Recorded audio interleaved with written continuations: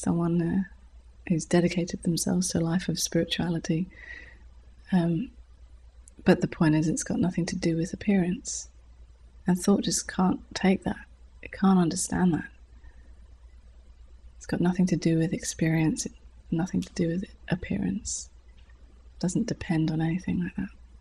You mean these people's value, the value of this person, or what has nothing to do with appearance? Who you are. Who you are. Who you are. Doesn't care about the appearance. Appearances come and go. Sure, one thing might feel more painful or more pleasurable. You might feel better about yourself or worse about yourself. You might have a different attitude, a different belief system. You might feel that what you're doing is good or what you're doing is bad, or what other people are doing is good or bad. But that's all attitudes and thoughts. Who you are is simply aware of whatever is happening, whatever is appearing right now, and doesn't label a person a bad person or a good person. Whereas thought does. Thought labels and separates and claims, owns.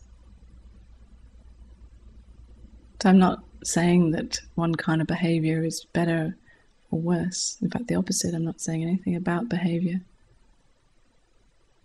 It's literally whatever is happening is absolutely perfect because it's happening.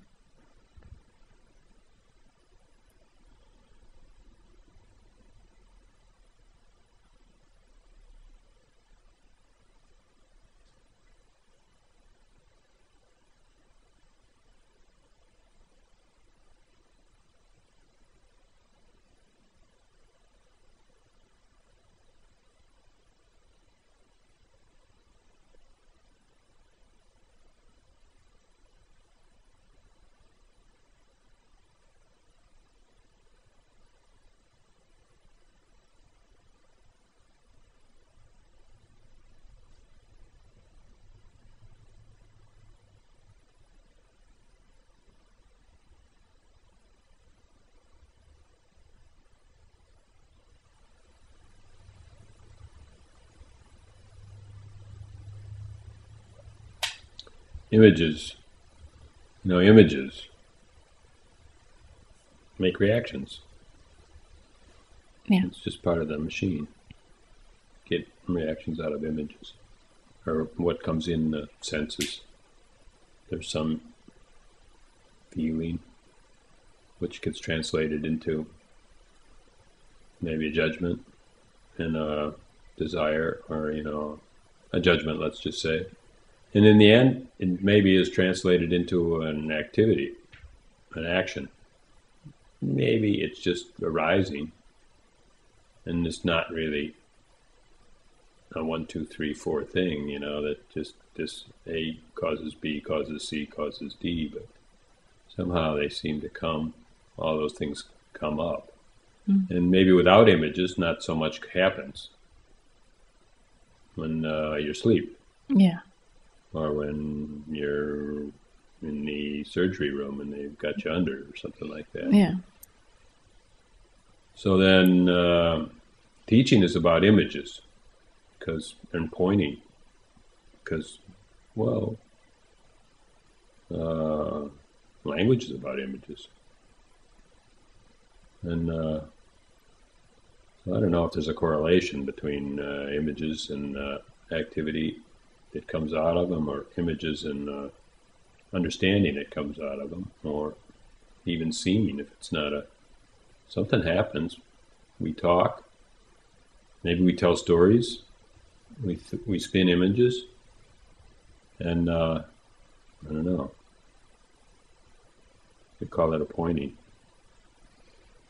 Mm-hmm. And I never saw much value in the one about comparing killers and priests. Because, perplexing images, I don't know. Maybe it takes a perplexity to give it all up. I really don't know. Yeah, I mean, any image or any sensation or experience can be a pointer to who you are, but it's only a pointer. who you are is never limited to a particular kind of image or a particular way of saying it. And there's so many different expressions of this same message,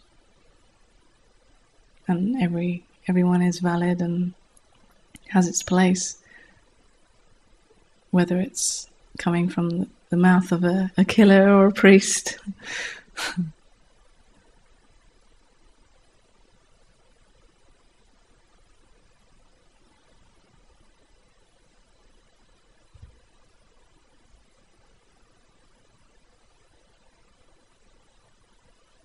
We talk about killers here, actually, and other people, because one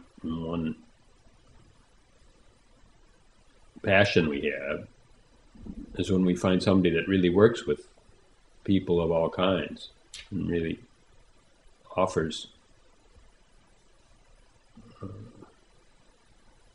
a poignant possibility, let's say, to people that may have, for them, chosen, have believed that the way society is broken down for them, and it's not worth a damn. So then there's no norms to follow, and so then those guys have a lot of energy, and they have a lot of, maybe they are go-getters, they're really ready to take on the whole world, and you'd think that energy would be ripe with potential.